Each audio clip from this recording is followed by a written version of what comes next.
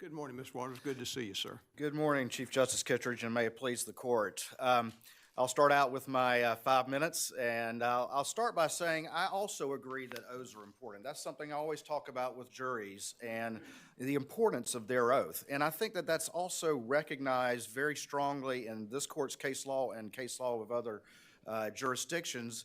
And that this court has expressed that jurors are presumed to take that oath very seriously, that they're presumed to be people of ordinary firmness, that they are not presumed to blow with the winds of every opinion that swirls around them. And so I think that's an important place to start when we look at this particular case. And when we look at this particular case, what we are talking about is what Justice Toll described as a few fleeting comments. And in the face of that, we have to consider a 6-week trial with almost 90 witnesses, with almost 600 exhibits, with Judge Newman, with the entire prosecution team, with the entire defense team, and all of that presentation over 6 weeks. And to get there, and to do what ultimately is the analysis, is we have to assume that at some point prior to deliberation, during the presentation of evidence, with all of that going on, some jurors like, well, you know, I didn't know what I was going to do, but Miss Becky said, you know, watch his body language, and that made the difference. And I would submit to you that that is simply not a finding that is justified in this evidence. It's not a finding that's justified under what we know about jurors, and it's not a finding that's justified by what the jurors said in this particular case. Now, to sort of detail my my analysis in my free 5 minutes that I have here before the questioning comes, is we have 606, and we've got two issues. We've got number one is what happened. And then we've got number two, which is how do we analyze that particular issue? And when we start with what happened, that is obviously a credibility and fact-finding effort by the trial court. This court is very clear that the trial court, because this is not like a trial, this is a procedure that is in the discretion of the trial court, and ultimately any credibility findings, fact findings, this court respectfully would defer to. And so to determine that, what exactly happened? And this court ultimately credited the 11 jurors. And so what do we have with those 11 jurors? We have one juror saying that Ms. Hill said this is an epic day and the defendant is going to testify, all right? And then we have another juror who says watch his body language. And beyond that, the court clearly did not credit Juror Z, and I'll get into more about that, but there's plenty of the support in the record why the court could not credit what Juror Z said. Juror Z was ambivalent. Her answers were all over the place. None of the other jurors heard all those egregious statements. She couldn't even remember all of these egregious statements when she was on the stand. She said, I don't remember them. All of these things that really would take this analysis into a different level, she didn't remember. So when we boil it down to what happened, we're talking about epic day. All right, epic day, everybody in the courtroom knew it was an epic day. That is not news to anyone. Everybody knew it was an epic day. It is rare for a defendant to testify. That on its face is a neutral comment. That is not necessarily a comment one way or the other. And if anything, we've seen where instances of a jury in deliberation considering the fact that a defendant didn't testify, saying, you know, he must be guilty because he didn't testify, that's actually been an inference that goes more in favor of the defendant than against him, the fact that he's testifying. But again, it's rare that a defendant will testify. That ultimately is a neutral statement as well. And then watch his body language. Again, that is what was found, not don't get fooled by his comments or anything like that. That was not what was found by the trial court, just a neutral comment of watch his body language. And so that is the facts, the three facts that we have to ultimately assess. So when we move on from there, then the analysis is how do we analyze that? And first of all, we have the discussion of whether or not there's a presumption of prejudice. Justice Toll, of course, found, based on this court's clear case law, that there was not. But I would agree, I would submit to you that not only because of the alternative findings, but just because of a general analysis that regardless of who had the burden, that presumption of prejudice was overcome in this particular case. And I'll talk more about that in a second. But I think ultimately the legal analysis, whichever way you go, I don't think is going to be dispositive because of the relatively non-egregious nature of these comments. They are nothing like the comments that were in the cases that have led to reversal. So let's talk a little bit about more of the findings that were there. In looking at the evidentiary hearing that was done, we had, of course, Ms. Hill testify, and the judge found that she was not completely credible. We had Ms. Rhonda testify.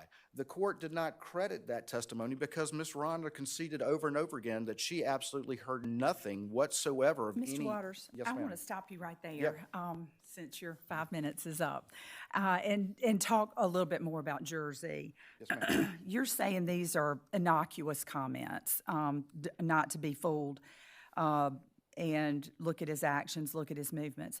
The court seems to believe Juror Z when she says in her affidavit and when she testifies that these comments were made to her. However, she goes on in her affidavit to say, not to be fooled, which I understood to mean Mr. Murdaugh would lie when he testified.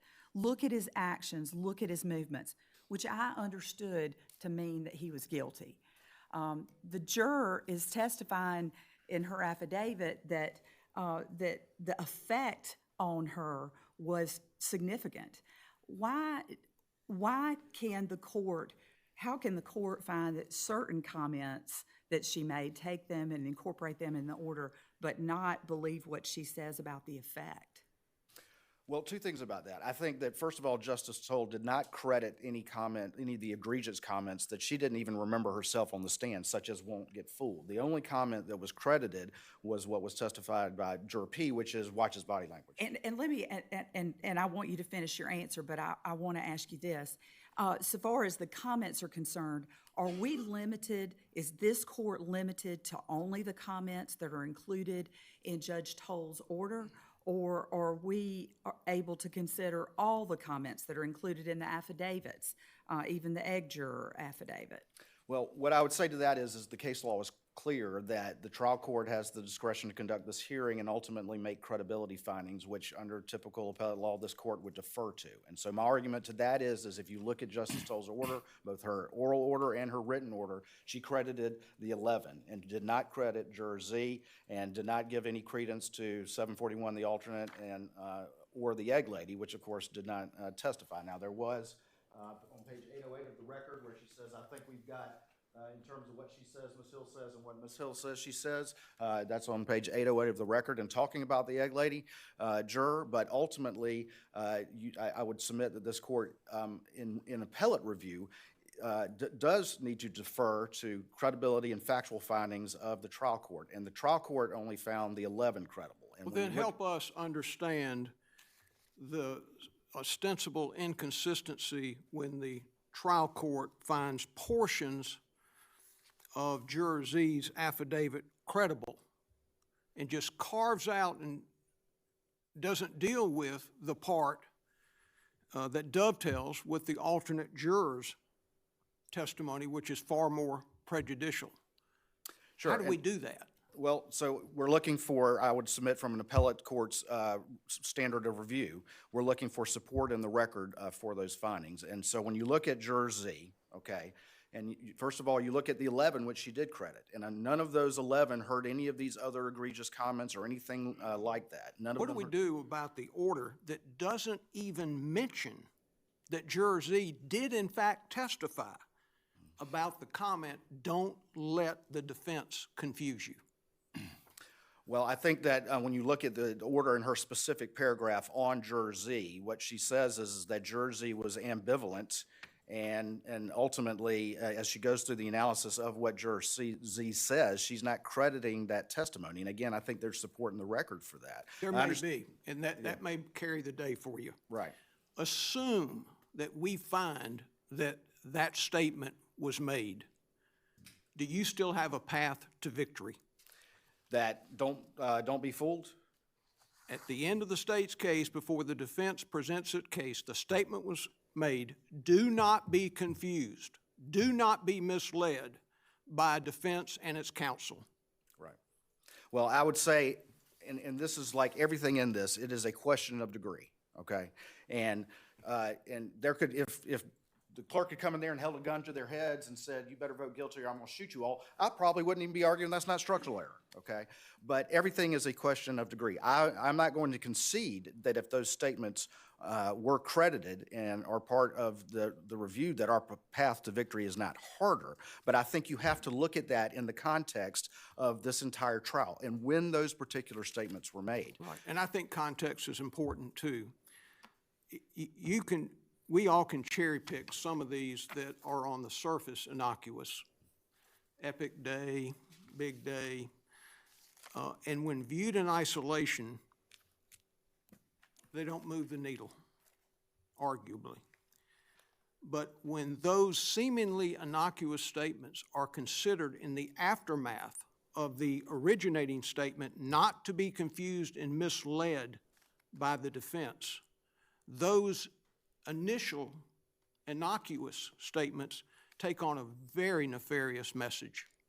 I could not argue otherwise, that it would absolutely be a question of degree. However, I don't believe that that just ends the inquiry right there, because you still have to analyze it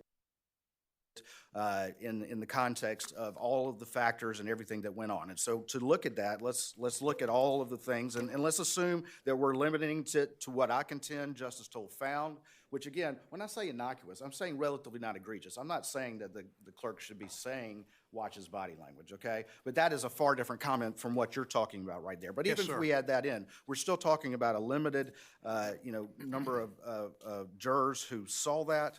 And then we're putting that in the context of where that occurred, okay? It occurred during the middle of the defense case, not during deliberations, not right before deliberations, but in the middle of the defense case. It occurred during, I think we counted no less than 60 times that this jury was told by Judge Newman to only, rely on the evidence, to not talk about the case, to not have external influence and all the rest of that. And we have to credit that. We also have to, again, put that in the context that when and if that occurred, and even assuming that there was a one bit beyond that it was attenuated from the actual point of deliberation by the rest of the defense case, by the entirety of the state's reply case, by all of the closing arguments of counsel, and by Judge Newman's very detailed charge. And so while that would be different, I don't think that is fatal when you look at the entirety of this 6-week trial. And again, go back to what I said ultimately at the beginning of my argument here, is that for that to happen, you'd have to conclude that with all of that going on, with this massive evidentiary presentation, with multiple instructions from the trial judge, with all of these arguments of counsel. So you're distinguishing a day-and-a-half-long burglary third trial from this trial? No, sir, but what I am saying is that I do think time matters. I do think... But you would agree that at the end of a Berg third trial with a guilty verdict, the judge finds out that the clerk of court was back in the jury room saying something like, well, that defendant's not going to testify. But I just want to let you know, this is the 5th time he's been up here for a burglary third. So I just want you to know that. Egregious or not? Your Honor, if that were the case, I would be very hard-pressed to argue otherwise. Okay, so help me out with this. If we craft a standard based on the length of a trial, and heavens know, nobody wants to try this case again, how do we create a standard based on a lengthy trial versus a day-long trial when the constitutional right is the same? Absolutely, the constitutional right is the same. And what I'm not asking is this court craft a different standard for a long trial versus a short trial. What I am saying is what is relevant to the ultimate inquiry that this court engages in is the timing of when these comments took place. Okay, well, let's talk about that, and I'll weave in some questions about the egg juror. Ms. McElveen, the Barnwell County Clerk of Court, said she didn't hear any of these comments made in front of jurors, but the comments made to Ms. McElveen by Ms. Hill were remarkably the same as those related by the jurors. For example, watch him closely, look at his actions, look at his movements. Ms. Hill was saying that to staff and to Ms. McElveen. You agree that's what she testified, correct? That's what she testified to. That does match almost exactly what these jurors said Ms. Hill told them, correct? It is. Okay, so explain to me how we pass go under your theory. How do we accept the fact that Judge Toll maybe didn't mention all these things in her order, but they were supported by an impartial witness, that being the clerk of court from Barnwell? Well, two things about that. I don't think we can get past what you've recognized, that clerk of court from Barnwell heard nothing going to Juror, or she would have brought that to the court's attention. But the consistency of the comments or the similar nature of the comments is striking. Well, and then my second part that I would say about this is that all of this arose months and months and months after trial. And the courts have been, historically reluctant because of that passage in time, because of the fact that jurors vote one day and one day only, and don't have to assent to their verdict and vote him guilty every single day for the rest of their lives. And so I think that passage of time is something that is relevant as well when this case is being talked about incessantly out in the world. And so I think that that's something as well that Justice Toll can consider in deciding what actually happened. And the best evidence of what actually happened, and whether or not it is whether you look at what the jurors said about it, not to get to the 606 aspect of it, or if you're objectively standing back and making that factual finding of this is what happened and this is whether or not there's a prejudicial effect. That is why Justice Toll credited those 11 jurors, and that is, I would submit to you, the realm of what this court needs to consider.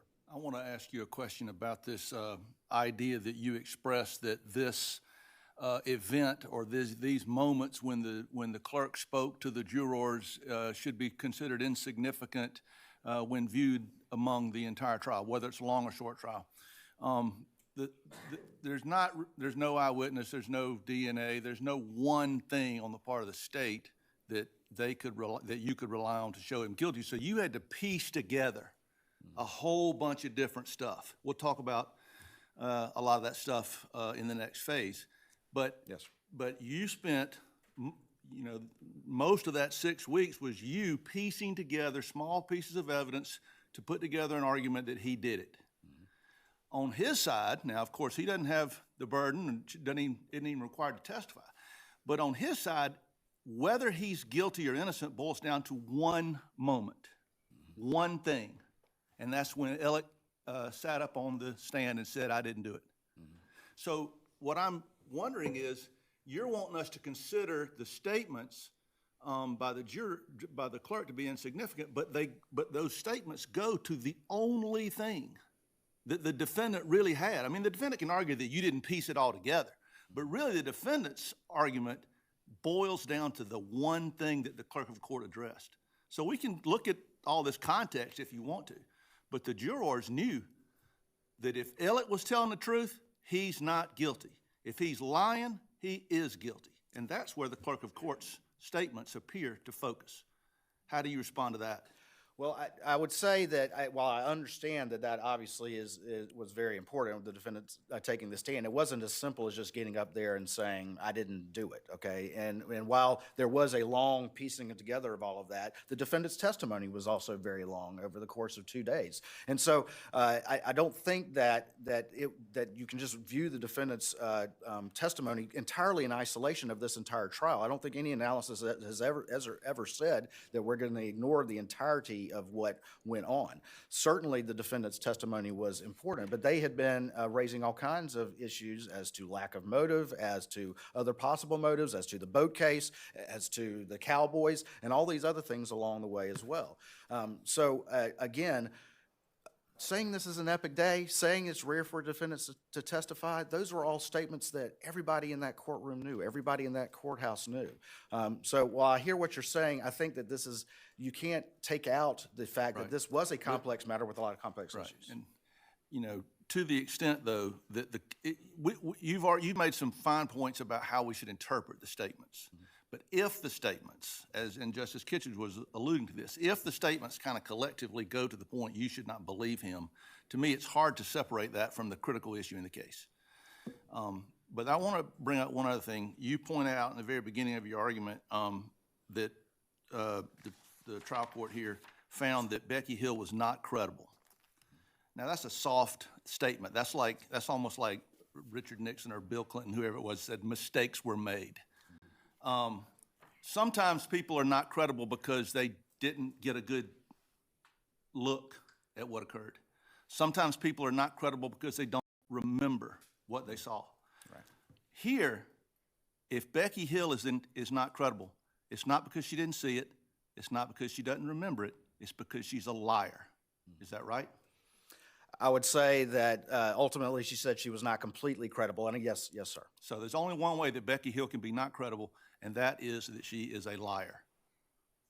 I think that Justice Toll did not credit parts of her testimony as she looked at everything. Now, she didn't specifically find that she is a liar, but ultimately she didn't credit that testimony. But what I think is important is that neither Justice Toll nor the state relies on Becky Hill. What we rely on is what is most important, and that is the 11.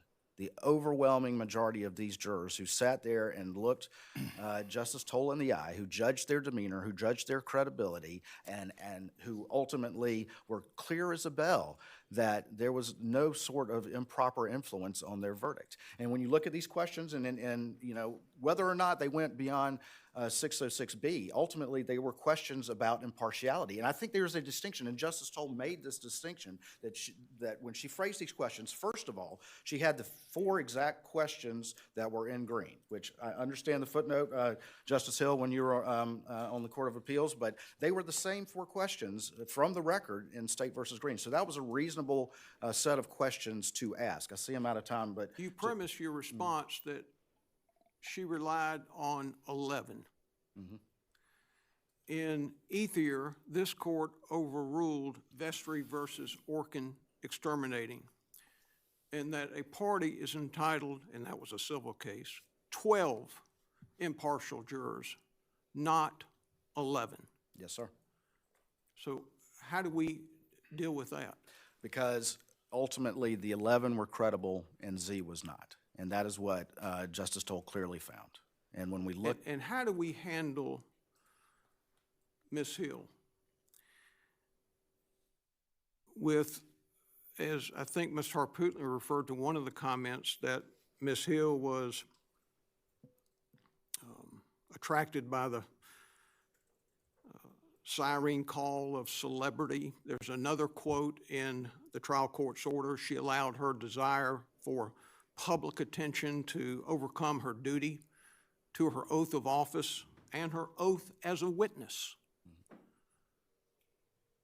Yes, sir. How do we deal with that and pick and choose what parts of her testimony we accept or don't accept? We just refer to the trial court? Well, I think when we look at Ms. Hill, and again, I'm not here to justify or to defend Ms. Hill. Ms. Hill, of course, said she didn't do, you know, any of these things other than, you know, occasional, just everybody pay attention, you need coffee and things like that. But so I think that ultimately Ms. Hill she didn't admit to any of those things. So you have to look at Juror Z. Juror Z is what's really in play as to whether or not Ms. Hill went beyond what we say and what the trial court found was the area of what this court is to consider, and whether it was something far more egregious. And even beyond that, even if you take some of what Juror Z said, even if you take some of what Ms. Becky said, even if you take some of what Ms. Rhonda said, when you do that analysis and you put it in the entire context of thing, and when you put it in the entire context of this entire trial, and you put it in the context of where it occurred, and everything that went on after that point, then the state has overthrown prejudice. And as Justice Hull said, she finds it, she did not find that a few foolish and fleeting comments in the entirety of this trial would be enough to have infected this verdict and to make it unfair. I completely agree that somebody's entitled to all 12 jurors, but this is a credibility finding that 11 told the truth and 1 did not, and the 11 set the standard of what this court should consider, and those comments were not egregious. Please, yes, sir, Justice James. And we may have some other questions as well. Just I've one got- second, I've please, got Mr. Wonders. A few. You go ahead. No, you go ahead.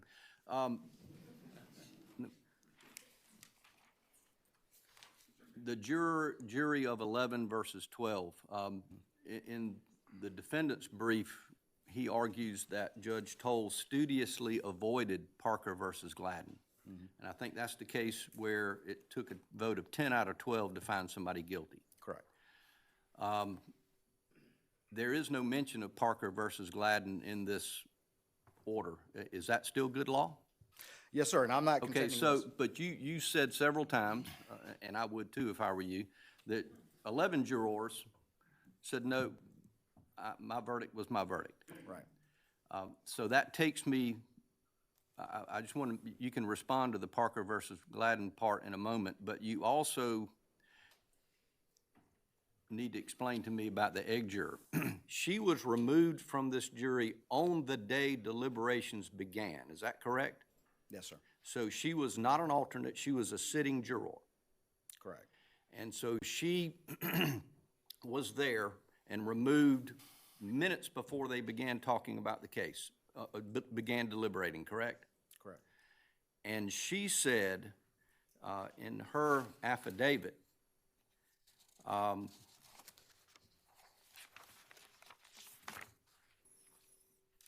that her ex-husband called her as she was getting on the bus to ride to the courthouse that morning. That upset her because she had a restraining order prohibiting him from contacting her. So she called, or she spoke to Ms. Hill, correct? Yes, sir. And Ms. Hill told her, according to the egg juror, the Murdaughs probably got to him. You agree that's what she said in her affidavit? That's what she said in her affidavit. Okay. And then Ms. Hill asked her if she was leaning one way or the other. And the egg juror said, Mr. Waters' closing was good, but I still have questions. And she said, what kind of questions? And she told Ms. Hill she had questions about the guns. I suppose couldn't find them or there were two used. And then Ms. Hill asked her, what makes you think he's innocent? And she said, the video at the kennels. And then she said, Ms. Hill said, everything the defendant has said has been lies, and you should forget about the guns. They will never be seen again. Are those fleeting comments, or are those egregious? Your Honor, those would be hard pressed to defend, yes, sir. Okay. That would be much different from what I'm arguing this record And then Ms. reflects. Hill told her that the foreperson should just go in and ask for a raise of hands, and this will be over and done with, and everybody needs to be on the same page. So I'm struggling, number one, with why the egg juror wasn't allowed to testify, because that was directly impeaching of Ms. Hill's testimony that she said nothing, correct? Yes, sir. And Judge Toll did say that the egg juror's affidavit is in the record, so we know what she said, Ms. Hill said. So can we consider that affidavit? Ultimately, I think that Justice Toll, when she made her ruling on, and again, within the discretion of the trial court, as the case law allows her to do, to set the tenor of this inquiry, was only looking at the jurors who actually deliberated. And I think ultimately we got to the alternate because the alternate was there to the end. The difference with the egg lady, and we have to remember this too when we look at the implicit rejection of all of that, is that the egg lady was, and it wasn't like she just got kicked off that morning. That was the product of a couple of days of in-camera hearings that ultimately disclosed that this egg lady juror, who initially said she had not talked about the case, it was ultimately discovered that she had. And all of this stuff about, the Facebook and all that other stuff, Judge Newman was very clear was not the basis for her removal. It was the basis for her removal was her violation of the... When somebody delivered a refrigerator. Correct. And they said she was talking about the case. That's correct. And then, and that was after she denied it. And then ultimately it came to pass that that was not the case. And Judge Newman removed her, frankly, for that misconduct. And so that in and of itself is support in the record, is the basis in the record for Justice Toll's rejection of the credibility of all of that. And this is a person, again, who wrote a book afterwards, and months have gone on when all of this stuff started percolating up. I think that's all relevant to consider as well. Justice Hill. Mr. Waters, you talked a lot about the timing of this case and the length of it. Now, the clerk is the public official who jurors have their first contact with from the courthouse and their last. she's the administrative face of the court, essentially. Her name's on the letterhead of the jury summons that the jurors get. She swears in the jurors. She swears in all the witnesses as they're about to testify. She coordinates the juror schedule. She's the liaison between the court and the jury. She's their guide or their Sherpa, so to speak. She's their point person. And she reads the verdict. And she signs their paychecks at the end of the trial. Now, justice is supposed to be blind. We all know that. But court officials, when it comes to the merits of a case, are supposed to be mute. That's the ideal. That's the aspiration. Even our Constitution prohibits the trial judge from commenting on the facts of the case in open court. Yes, sir. Now, after a 6-week trial, it's only human nature that these jurors might become bonded to this person.